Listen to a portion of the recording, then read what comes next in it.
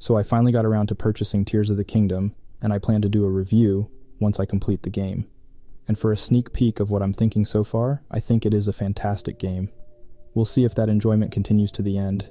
But in order to prepare for some developed thoughts on the game, I've decided to dive into some of its influences to better understand what they were going for artistically. And so an obvious point of reference is Studio Ghibli.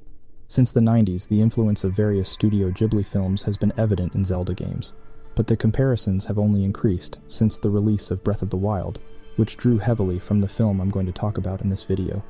In Tears of the Kingdom, they've doubled down on influence from this film, as well as quite obviously Castle in the Sky with the floating islands. I'm not a fan of anime, though I know Studio Ghibli is a bit of an outlier when it comes to Japanese animation. Miyazaki himself has always expressed disdain toward the state of anime, highlighting things that I also strongly dislike about it. His primary criticism is that it represents the world of total work and utility that plagues the industry, resulting in cut corners in the animation and storytelling, and consequently a lack of depth and creativity. I appreciate that Miyazaki mostly escapes the pitfalls of anime, such as fetishized large-breasted schoolgirls, lazy animation, and lack of concern for depth in storytelling. But I don't think he escapes the trappings altogether, such as with the cutesy overpowered female protagonist of Nausicaa, weirdness for its own sake, and tendency toward aimless plots. So going into Princess Mononoke, I was just expecting to see some cool visuals and note some similarities to Zelda, but I ended up coming away from it extremely impressed. And it is honestly now one of my favorite movies. Its world has an open, expansive, and enchanting atmosphere. Its characters are satisfyingly nuanced, falling into neither ditch of obvious clear-cut good and evil or nihilistic moral ambiguity. And its story is deep, meaningful, and faithful to the elements that make the fantasy genre great. Regarding its world and visuals, it is a beautiful film.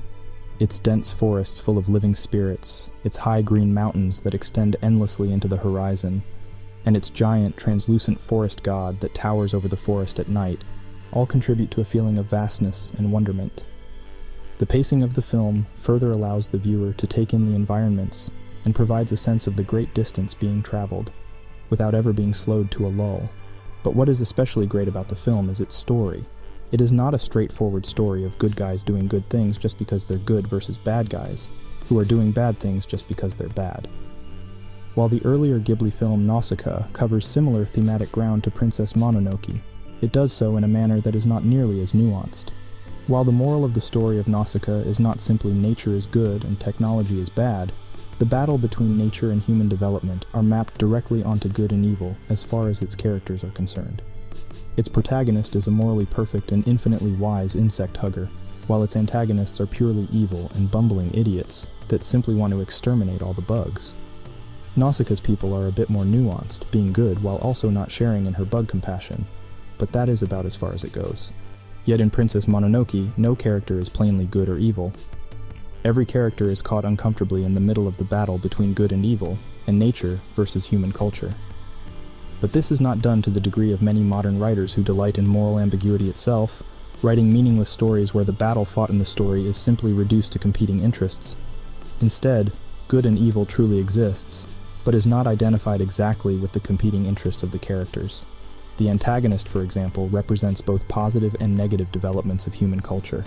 She is evil insofar as she treats nature as means for domination, but is actually good in the ways that she exalts certain people who would be negatively impacted in a state of nature, such as lepers and women that have been reduced to prostitution to get by.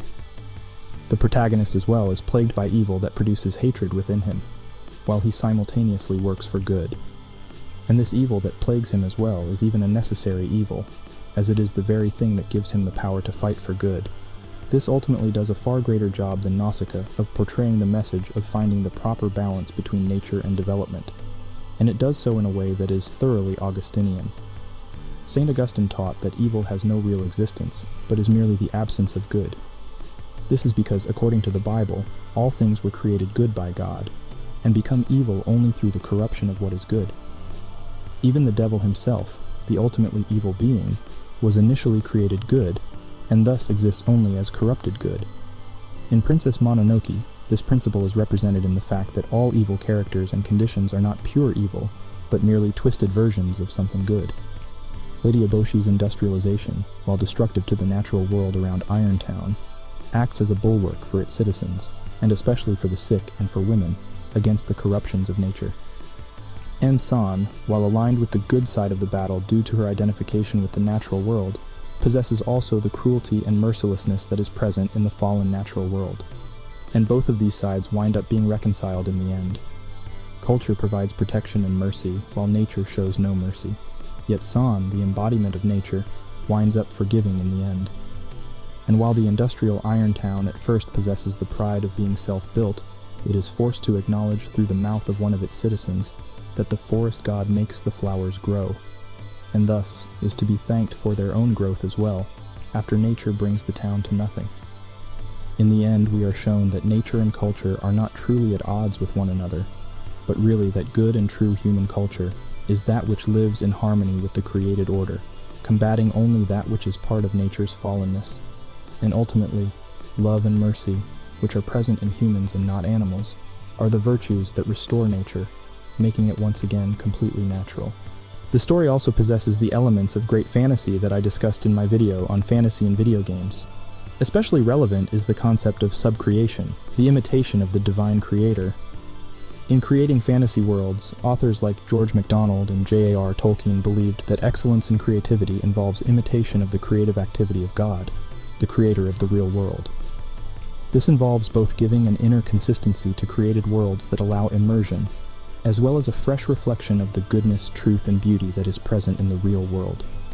This fresh reflection on that which is real through that which is unreal brings about enchantment or recovery, which is a renewal of appreciation for the goodness, truth, and beauty of real life.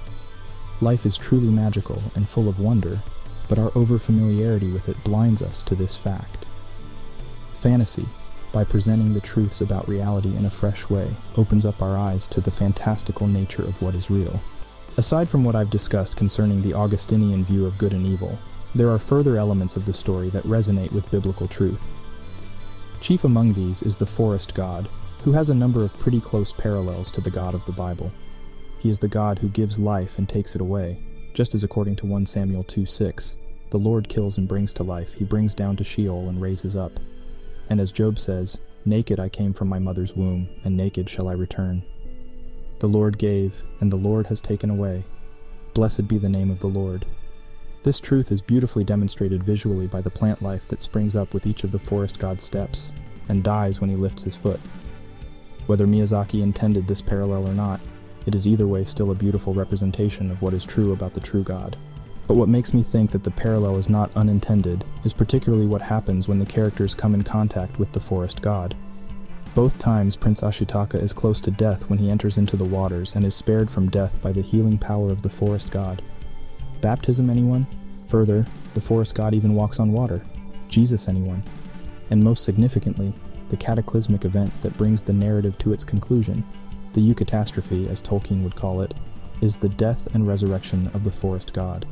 He is killed, and his death brings about the death of the whole forest, and the destruction of the city of those who killed him. But then he comes back to life, and in doing so restores life to the whole surrounding region, sparing the lives of even his enemies. His resurrection reverses the curse that promised certain death for Ashitaka and San, just as Christ's resurrection reverses the curse of certain death on Adam and Eve, and changes the heart of Lady Eboshi, so that she rebuilds her civilization in a manner that is this time at peace with the forest god, just as Christ's resurrection brought about the forgiveness and reconciliation of his enemies. This eucatastrophic event also parallels similar events, in both its literal events and also what they represent, in both Tolkien's Lord of the Rings and Lewis's That Hideous Strength. In both of these books, as well as in Princess Mononoke, the antagonists are tyrannical rulers who rule through the corruption of nature. And in the end, they and their Babelic projects wind up being destroyed by a cataclysmic force of nature. They each demonstrate in a quite satisfying way that you can manipulate nature all you want, but in the end, nature always wins. God's created order will always wind up victorious over our attempts to build the Tower of Babel.